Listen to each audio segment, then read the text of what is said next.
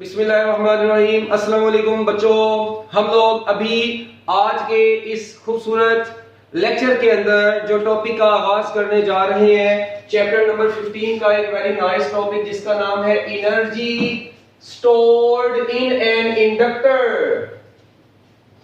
Energy stored in an inductor. बच्चों, inductor में store होने वाली एनर्जी। बच्चों, इस चैप्टर का एक इंपॉर्टेंट लॉन्ग क्वेश्चन है। ये अक्सर औकात बोर्ड के पेपर में मुंह उठा के आ जाता है। जैसे आप लोग जाते हैं मुंह उठा के, वैसे ये भी आता है मुंह उठा के। तो चलो जी बच्चों, सबसे पहले क्योंकि बात हो गई है इंडक्टर के अंदर स्टोर होने वाली एनर्जी की, आप लोगों ने बच्चों, अगर आप लोगों को याद हो, आप लोगों ने बचपन में कैपेसिटर का नाम सुना था।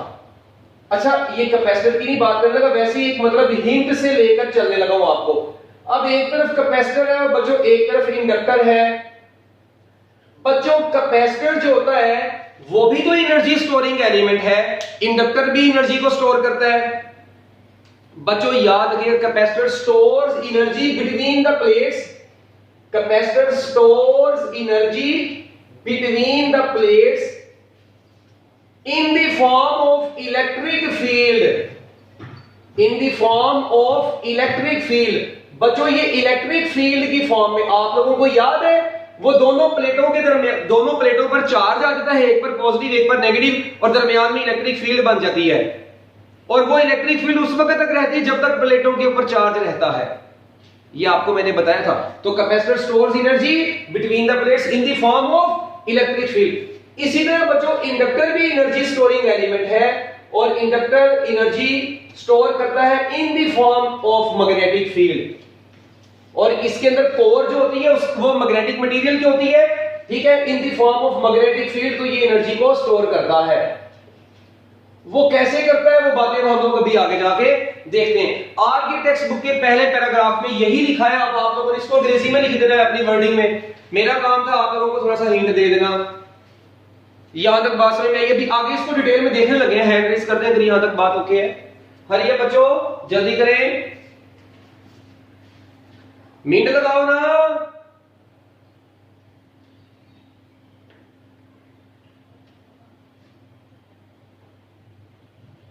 अब बच्चों अगली बात, आप लोगों ने देखें, जैसे ही आप लोग किसी कॉइल को एक बैटरी के साथ अटैच करते हैं, ये देखें। अब हम लोग इसकी बच्चों थोड़ी सी एक्सप्लेनेशन की तरफ चलते हैं। एक्सप्लेनेशन बच्चों, इसकी एक्सप्लेनेशन क्या है ये देखें। अगर आप लोग थोड़ा सा गौर करें, आप लोगों के पास बच्चों ये कोर है, फेरोमैग्नेटिक मटेरियल की बनी हुई ये कोर है। ये कोर जो होती है ना, जब इसके अंदर से मैग्नेटिक फील्ड गुजरती है ना, तो वो मैग्नेटिक एनर्जी को स्टोर कर लेते हैं, इसकी डोमेन्स अलाइन हो जाती हैं। इंडक्टर में देखें, अब आप लोग इंडक्टर किसको बोलते हैं? एक सोलेनॉइड है, उसके अंदर आप लोगों ने ये ऐसे कोर रख दिया है, और ये कोर के ऊपर ऐसे वायर को बाउंड कर दिया है। This is actually inductor. ये एक इंडक्टर बन गया है। अब बच्चों आप लोगों ने इसके साथ एक स्विच लगाया, आप लोगों ने इसके साथ बच्चों एक बैटरी लगाई ऐसे। अब देखें, ये एक बैटरी है, ये आप लोगों का स्विच एस लगा हुआ है। बच्चों जैसे ही मैं इस स्विच एस को क्या करूंगा, क्लोज करूंगा, तो बच्चों इस कॉइल में आप लोगों को पता है मैग्नेटिक फील्ड प्रोड्यूस हो जाएगी। और जैसे ही वो मैग्नेटिक फील्ड बच्चों इस कॉइल के अंदर से पास करती है, तो इसके अंदर, कॉइल के अंदर जो बच्चों आप लोगों ने फेरोमैग्नेटिक मटेरियल ला के रखा हुआ है, ये जो फेरोमैग्नेटिक मटेरियल की कोर बच्चों, उसके अंदर ना छोटे छोटे एटम्स होते हैं, उसको डोमेन्स होती है उसकी, वो भी अलाइन हो जाती हैं और अपनी मैग्नेटिक फील्ड देके स्ट्रॉन्ग मैग्नेटिक फील्ड प्रोड्यूस करवा देती हैं। और बच्चों ये इसके अंदर मैग्नेटिक फील्ड स्टोर रहती है जब तक ये वाली भी मैग्नेटिक फील्ड रहती है। इसका मतलब है इंडक्टर ने मैग्नेटिक फील्ड को स्टोर कर लिया है। ये इसके अंदर की कोर एक मैग्नेट बन गई है, मैग्नेटिक फील्ड उसके अंदर जनरेट हुई है, जिसने और वो बनी किसकी वजह से है? इस एक्सटर्नल रेड वाली मैग्नेटिक फील्ड की वजह से बनी है। ये कोर के अंदर की जो मैग्नेटिक फील्ड है ना बच्चों, ये चैप्टर नंबर 17 में जाके डिटेल में बताऊंगा। मैं आपको बार बता रहा हूं फेरोमैग्नेटिक मटेरियल्स कैसे मैग्नेटाइज होते हैं, कैसे डीमैग्नेटाइज होते हैं, इसका पूरा लेक्चर है। तो अभी बिल्कुल हम लोग इसको, आपकी बुक में भी उसने इसको इतनी डिटेल में नहीं लिखा, इसलिए मैं भी इसकी डिटेल में नहीं जा रहा। अब आप लोगों ने इसको लिखना कैसे लिखें? Consider a coil connected to a battery. बच्चों लिख लें, consider a coil is connected to a battery. मैं बोलता जा रहा हूं, आप लोग लिखते जाएं, ठीक है? जगह कम है, मैं कैलकुलेशन ज्यादा करूंगा। कंसीडर, अब आपने जो लिखना है पेपर में मैं वैसे ही लिखवा रहा हूं। Consider a coil connected to a battery and a switch in series, and a switch in series. देखें, एक कॉइल को आप लोगों ने एक बैटरी के साथ अटैच कर दिया और सीरीज में एक स्विच लगा दिया। जी बच्चों, दिख रही है यहां तक?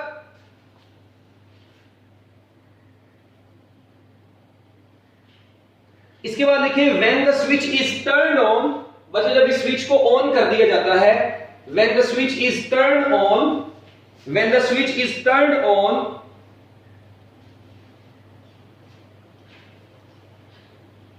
Voltage V is applied across the ends of the coil। इस स्विच को टर्न ऑन कर दिया और ये वोल्टेज V आप लोगों ने इस कॉइल को प्रोवाइड कर दिया। ये कॉइल को वोल्टेज V देखो अप्लाई हो जाएगा ना। Switch is turned on end voltage V is applied across the ends of the coil and the current through it rises from 0 to its maximum value। देखिए, जैसे ही स्विच को turn on किया, इस battery का voltage बच्चों इसके cross आएगा, जिसकी वजह से सर्किट में करंट फ्लो करना शुरू कर देगा। जैसे ही स्विच ऑन नहीं था, उस वक्त करंट जीरो था। स्विच ऑन किया, सर्किट में करंट फ्लो करके मैक्सिमम वैल्यू तक पहुंच गया। तो बच्चों जैसे स्विच को ऑन किया जाता है, तो इस कॉइल में से गुजरने वाला करंट, स्विच को ऑन किया तो कॉइल में से गुजरने वाला करंट जीरो से मैक्सिमम वैल्यू पर पहुंच जाएगा। तो बच्चों लिख लें, दोबारा से सुन लें, the current through it rises from 0 to maximum value। जी बच्चों लिख लिया। उसके बाद लिखें due to change in the current. बच्चों देखें, जैसे ये स्विच को, मेरी बात सुने, ये स्विच को आप लोगों ने क्या किया बच्चों, ये स्विच को आप लोगों ने ऑन किया, तो इस वोल्टेज V की वजह से क्या हुआ बच्चों, सर्किट में जो करंट है वो 0 एम्पेयर से कहां तक पहुंचा, I तक पहुंचा। 0 से I यानी मिनिमम वैल्यू से अपनी मैक्सिमम वैल्यू तक पहुंचा वो करंट। इसका मतलब ये हुआ, स्विच को ऑन करने से चेंज इन करंट हुआ है। इस चेंज इन करंट की वजह से कॉइल में एक ईएमएफ इंड्यूस हो जाएगी। क्या करंट 0 से मैक्सिमम हुआ है, तो बच्चों करंट में चेंज आया। तो प्राइमरी, मुझे बताओ किसी कॉइल में करंट में चेंज आएगा तो क्या होगा, कॉइल में जब करंट चेंज होगा तो उस कॉइल में एक ईएमएफ इंड्यूस हो जाएगी। लिख लिया, EMF is induced which is opposite to that of battery. और ये ईएमएफ क्या होगी, this EMF which is opposite to that of battery, जो कि बच्चों बैटरी के क्या है, ऑपोजिट होगी। और इसको आप लोग यूजुअली बैक ईएमएफ भी बोलते हैं, मगर उसकी मैग्नीट्यूड आपकी बैटरी की मैग्नीट्यूड से कम होगी और सर्किट में करंट आपकी बैटरी वाला ही फ्लो करेगा। कल बताया था। यहां तक लिख लिया बच्चों, जल्दी हैंड रेज कर दें, हरी आप जल्दी बच्चों। उसके बाद आगे लिखे, work is done by the battery to move the charges against the induced EMF. तो बच्चों क्या हो रहा है, work is done by the battery, ये लाइन लिखें, work is done by the battery, work is done by the battery to move the charges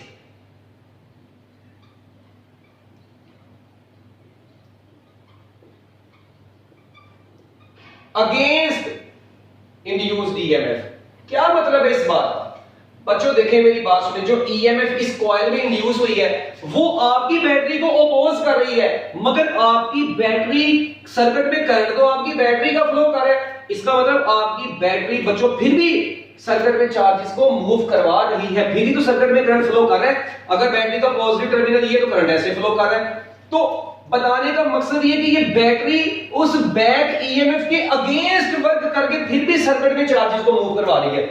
बच्चे कहते हैं सर जी बैक ईएमएफ तो रोक नहीं देगी। भाई मैंने बताया उसकी मैग्नीट्यूड कम होती है, रोकती जरूर है, अपोज जरूर करती है, मगर ये आपके बाद जो बैठे हैं ये उसको चपेड़े मार के चल परे हो, ये जबरदस्ती सर्किट के अंदर चार्जेस को मूव करवा रहा है। तो मैंने लिखा work is done by the battery to move the charges against induced EMF. जो ईएमएफ इंड्यूस होती है उसके अगेंस्ट बच्चों बैटरी वर्क करके चार्जेस को मूव करवाती है। So work done by the battery, so work done, तो बच्चों अब इसका मतलब है work done by the battery, so work done by the battery to move the charges, तो बच्चों work done by the battery to move the charges कैसे लिखेंगे अब? So work done by the battery to move the charges is given by, बच्चों क्या work का formula आप लोगों ने बचपन में पढ़ा था? चार्ज इनटू पोटेंशियल डिफरेंस होता है। इस पोटेंशियल डिफरेंस को मैं बच्चों ईएमएफ बोलूंगा। और यार वर्क का formula charge into potential difference नहीं होता, चार्ज क्यू है, पोटेंशियल डिफरेंस बच्चों जो यहां पर देखें ईएमएफ जो प्रोड्यूस हो रही है इस कॉइल में, ठीक है, जब चार्ज फ्लो किया तो उसमें बैक ईएमएफ जो इंड्यूस हुई है वो ईएमएफ को आपने सेल्फ इंड्यूस्ड ईएमएफ बोला था ना, सेल्फ इंडक्शन, तो मैंने ईएल लिख दिया जी बच्चों। अब आप लोग देखें इस क्यू को हमारी बुक वाले ने डेल्टा लगाया, delta Q small amount of charge circuit में जो फ्लो कर रही है और जो बैक ईएमएफ प्रोड्यूस हो रही है वो ईएल। तो बच्चों क्या आप लोगों ने ईएल का फार्मूला पढ़ा था? एल डेल्टा आई ओवर डेल्टा टी, बिल्कुल पढ़ा है। अगर मैं इधर पुट कर दूं तो वर्क डन बराबर आएगा डेल्टा क्यू, साथ में आएगा एल डेल्टा आई ओवर डेल्टा टी। और एक बच्चों मजे की बात बताऊं आप लोगों को, ये देखें, ये delta Q over delta T एक साइड पर लिख लें, एल और डेल्टा आई एक साइड पर चला गया। तो ये बच्चों देखें मैंने डेल्टा क्यू के नीचे डेल्टा टी लिख दिया, एल इंटू डेल्टा आई। बच्चों इस delta Q over delta T को और ये डेल्टा आई, अब आपके पास ये दो चीजें आ गई हैं। अब बच्चों आप लोगों के पास ये दो चीजें अलग-अलग हैं। अब एक है delta Q over delta T और बच्चों दूसरी है डेल्टा आई। अब इन दोनों में क्या फर्क है बच्चों? डेल्टा क्यू है total rate of change of current, total rate of change of charge, मतलब आप लोगों का करंट जो होता है वो क्या होता है? Rate of flow of charge is called net charge, total charge flowing in the circuit to the total time. तो बच्चों मैं कह सकता हूं total charge over total time is called average current. तो बच्चों एक्चुअली ये डेल्टा क्यू और डेल्टा टी एक्चुअली क्या है? Average current. अब एवरेज करंट कैसे निकालते हैं? आपको पता है 0 plus final divided by 2, initial plus final divided by 2 करके निकालते हैं। अब इनिशियल करंट 0 था, फाइनल करंट आई था, तो initial plus final divided by 2। तो बच्चों आपका डेल्टा क्यू और डेल्टा टी का आंसर आ गया है आई ओवर 2। और इसके बाद बच्चों डेल्टा आई जो होगा वो आपको पता है फाइनल माइनस इनिशियल, तो फाइनल आई है, इनिशियल 0 था, तो बच्चों आपके डेल्टा आई का आंसर सिर्फ और सिर्फ आई है। क्या बच्चों मैं ये डेल्टा क्यू और डेल्टा टी की जगह पर आई ओवर 2 पुट कर सकता हूं? बिल्कुल कर सकता हूं। क्या इस डेल्टा आई की जगह पर आई पुट कर सकता हूं? हो है, कर सकता हूं ना यार। ये देखो तो भाई ये बन जाएगा W is equal to delta Q की जगह पर आ गया आई ओवर 2, ये L यहीं पर रहा और डेल्टा आई की जगह पर अकेला आई आया, तो बच्चों ये वर्क डन मिलके बन जाएगा 1/2 Li square. This is the formula to calculate energy stored in an inductor. This work appears in the form of potential energy. This work बच्चों मैं लिख रहा हूं, this work appears in the form of potential energy. अब आप लोगों को पता है पोटेंशियल एनर्जी हमेशा कांस्टेंट स्टेट की वजह से आती है। कांस्टेंट का मतलब है कि जब आप लोग किसी चीज के अगेंस्ट मूव कर रहे हो, तो देखें क्या चार्जेस को ये बैक ईएमएफ रोक रही थी, मगर आपकी बैटरी उसके अगेंस्ट फिर भी चार्जेस को मूव करवा रही है। इसका मतलब work done by the battery appears in the form of potential energy. तो बच्चों याद रखिएगा इसको पोटेंशियल एनर्जी की फॉर्म में। और बच्चों इस पोटेंशियल एनर्जी को हमारी बुक में यूएम से रिप्रेजेंट किया गया। यू बोले तो पोटेंशियल एनर्जी, एम बोले तो मैग्नेटिक फील्ड की फॉर्म में। तो ये फार्मूला बन गया 1/2 Li स्क्वायर। तो इंडक्टर में स्टोर होने वाली एनर्जी का फाइनल फार्मूला 1/2 Li स्क्वायर आप लोगों के पास आ गया। चैप्टर नंबर 12 में एनर्जी स्टोर्ड इन कैपेसिटर पढ़ा था, अगर आपको याद हो। कैपेसिटर में स्टोर होने वाली एनर्जी का फार्मूला है 1/2 CV स्क्वायर। बच्चों 1/2 CV स्क्वायर था वो फार्मूला। वहां पर C कैपेसिटर थी, V वोल्टेज था। इसी तरह बच्चों यहां पर 1/2 Li स्क्वायर है, L यहां पर इंडक्टेंस है और I यहां पर करंट है। तो वहां पर यहां पर L की जगह पर C लगा दो, I की जगह पर V लगा दो, तो ये वही वाला फार्मूला बेसिकली बन जाता है, मगर ये इंडक्टर की एनर्जी स्टोर्ड है। तो 1/2 Li²। अब अच्छा, आप लोगों को याद होगा कैपेसिटर में भी 1/2 CV² निकालने के बाद याद है हम लोगों ने energy stored in terms of electric field निकाली थी, बाद में एनर्जी डेंसिटी भी निकाली थी। सेम वही प्रोसीजर यहां पर करना है। Energy stored in the form of magnetic field निकालो यार, और उसके बाद एनर्जी डेंसिटी भी निकालनी है। सेम वही, जिस बच्चे को वो आता है वो स्टेप आपके दिमाग में, सेम वही प्रोसीजर अब यहां पे करें। अब आपने energy stored in the form of magnetic field निकालनी है। अब आप लोगों को क्या करना पड़ेगा, energy stored in the form of magnetic field, ये फार्मूला 1/2 Li² है, इसी को मैग्नेटिक फील्ड की फॉर्म में निकालना है। अब जो इसके लिए आप लोगों ने क्या करना है जरा सुने, to find energy stored in the form of magnetic field.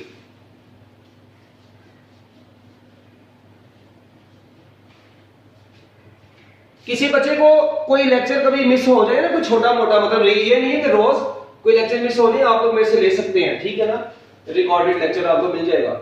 बच्चों देखेंगे कोई भी लेक्चर चाहिए हो तो। अब ये सुने, एनर्जी स्टोर्ड इन इंडक्टर। अब देखिए ये फार्मूला आया, अब आप लोगों ने करें to find energy in the form of magnetic field. To find energy in the form of magnetic field. बच्चों आप लोग चाहते हैं कि आप लोग ये एनर्जी को मैग्नेटिक फील्ड की फॉर्म में, ठीक है जी, फाइंड आउट करें। तो बच्चों इसको आप लोग इक्वेशन नंबर ए का नाम दें। इसका मतलब है एनर्जी स्टोर्ड में आपको L और I की वैल्यू पुट करनी पड़ेगी। अब तो बच्चों सबसे पहले मैं यहां पर क्या काम करूंगा, बच्चों मैंने अब L और I की वैल्यू मालूम कर दी है। देखें तो इधर मैं लिखूंगा टू फाइंड I, सबसे पहले I मालूम कर लेते हैं, वो थोड़ा सा आसान है।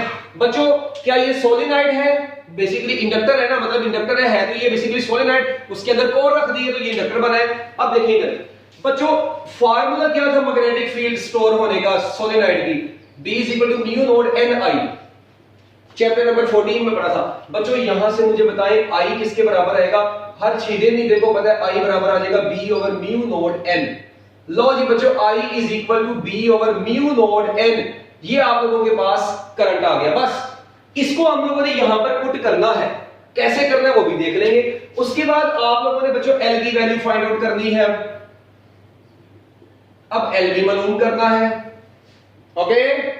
अब L कैसे मालूम करना है, बचपन में आप लोगों को याद होगा N phi = Li, है ना, बचपन की बात नहीं है, ये कल की बात है, कल पढ़ाया था सेल्फ इंडक्शन में N phi = Li, और यहां से L की वैल्यू कितनी आएगी, L बराबर आ जाएगा N phi/I। L = N phi/I आया। क्या अभी मुझे ये बताएं बच्चों, मैं इसी को ऐसे लिख सकता हूं, L = M, phi की जगह पर मैं BA लिख सकता हूं। आपको पता है फिजिक्स में फोर्स ने MA की डिग्री हासिल की है, फ्लक्स ने BA। तुम लोगों ने अभी तक रेफरेंस ही नहीं की, देखो ये तुम क्या करके बैठे। तो फ्लक्स की जगह पर BA आ गया, ये तो फ्लक्स की जगह पर BA आ गया। अब एक मजे की बात और ये बन गया NBA, वाह, NBA/I। अब एक बड़ी बम बात आपने अभी पढ़ा कि सोलेनॉइड की या इंडक्टर की मैग्नेटिक फील्ड का जो फार्मूला होता है वो म्यू नोड Ni होता है। ये A अपनी जगह पर, नीचे वाला I अपनी जगह पर। अब मैंने इसी B की जगह पर म्यू नोड Ni पुट कर दिया। दोबारा सुने, I निकालना था वो तो सिंपल निकल गया, B = म्यू नोड Ni, वहां से I निकल गया। उसके बाद आप लोगों को L चाहिए था, तो सेल्फ इंडक्शन के फार्मूले में कल हमने L = N phi/I पढ़ा। phi की जगह पर BA आया, B की जगह पर म्यू नोड Ni आया। मजे का बात I से कै हो गया, कै बोले तो बशीर, नजीर हो गया। तो आपके पास बच गया L = mu node N, capital N × A। एक फार्मूला आप लोगों के पास बच्चों L का ये बच गया, मगर अभी तो पार्टी शुरू हुई है। ये देखो बच्चों आप लोगों को याद है, मैं इधर लिख सकता हूं जो कैपिटल स्मॉल n होता है number of turns per unit length होता है, तो कैपिटल N किसके बराबर होता है, मैं लिख सकता हूं कैपिटल N = N × L। थोड़ा सा मतलब कैलकुलेशन वाइज आपको पता होना चाहिए, मगर इसमें कोई मुश्किल चीज नहीं है। देखो और यार स्मॉल n होता है number of turns per unit length, l को तो जो n ओवर l बनेगा, सोलेनॉइड में बताया था एनर्जी स्टोर्ड इन सोलेनॉइड में अपना magnetic field due to current carrying solenoid में टॉपिक में अगर आपको याद हो तो small n is equal to capital n over l आएगा। तो कैपिटल n किसके बराबर है, nl।